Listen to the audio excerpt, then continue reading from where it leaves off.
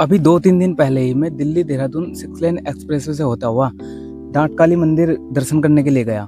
वहाँ जाके मैंने देखा कि प्रधानमंत्री के स्वागत में बहुत सारी तैयारियां चल रही हैं डांट काली माता के मंदिर के आसपास के परिसर की और सड़क मार्ग की, और उसके अलावा जो पुराने वाली डांट काली मंदिर वाली टनल है उस टनल पर भी, गुफा पर भी बहुत सारा डेंटिंग वेंटिंग का काम चल रहा था। लेकिन मैं जिस एक्सप्रेसवे से यहाँ से गया, रुड़की से मैं गया डांट काली मंदिर, तो छुटमलपुर बाईपास से मैंने बिहारीगढ़ तक डांट काली मंदिर तक 6 लेन एक्सप्रेसवे पर ही गाड़ी चलाई और देखने से एक्सपीरियंस जो किया मैंने, बहुत ही शानदार जो एक्सप्रेसवे बना है, बहुत शानदार बना है। और जो लोग जा चुके हैं वो लोग इस बात से रिलेट कर रहे होंगे, क्योंकि अब तक हमारे इस साइड के एरिया में, बाहर की जो बड़े शहरों की बात कर दूँ तो वो अलग छोड़ दो, बाकी हमारे लोकल्स में आसपास इतना बड़ा, इतना अच्छा, इतना भव्य एक्सप्रेसवे अब तक तैयार नहीं हुआ था। इसके अलावा कुछ खासियत वहाँ की कंडीशंस की भी हैं, जैसे कि पहाड़ों के बीच में जाता हुआ ये एक्सप्रेसवे है, तो दोनों साइड आपको ऊंची ऊंची पहाड़ियाँ दिखाई देंगी और उनके बीच से ये कर्व लेता हुआ एक्सप्रेसवे दिखाई देगा, जिस पर गाड़ी चलाना बहुत ही सुंदर लगता है।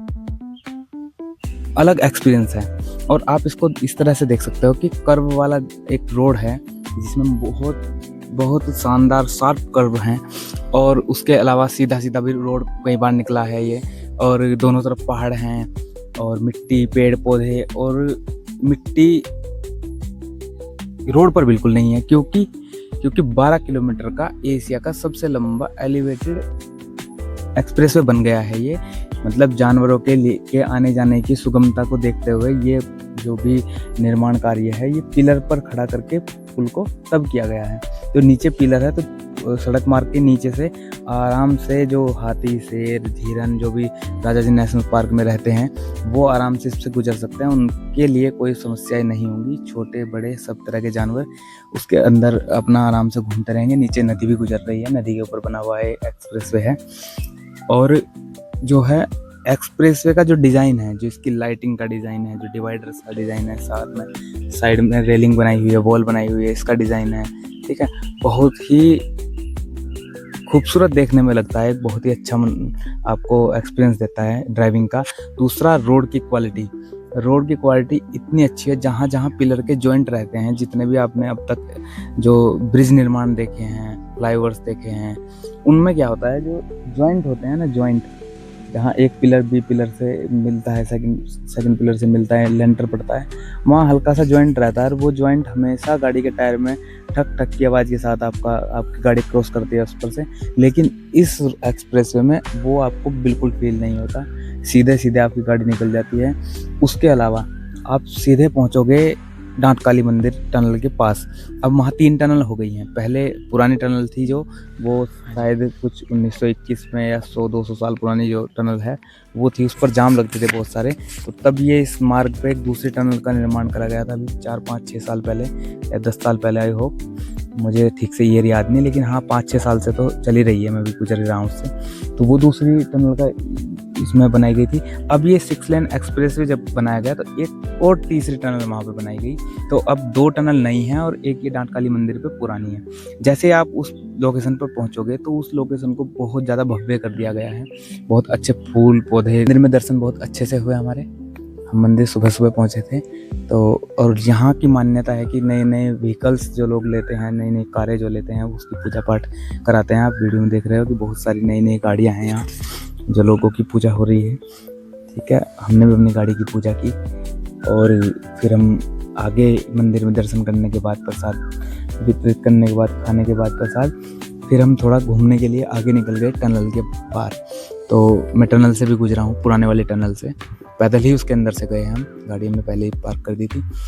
और इसमें भी डेंटिंग वेंटिंग का काम चल रहा था। हम बीच बीच में बात भी कर रहे थे उन लोगों से, जो लोग यहाँ काम कर रहे हैं, कि प्रधानमंत्री जी कब आ रहे हैं, इनको पता है नहीं पता है, ठीक है। और उसके बाद भी डांट काली मंदिर पे जो लोग जाते हैं वो टनल को पैदल पार जरूर कर लें, करके पार उस तरफ जाएं। उस तरफ भी आपके पास मंदिर है, वहाँ भी दर्शन करें, देहरादून वाली साइड मतलब।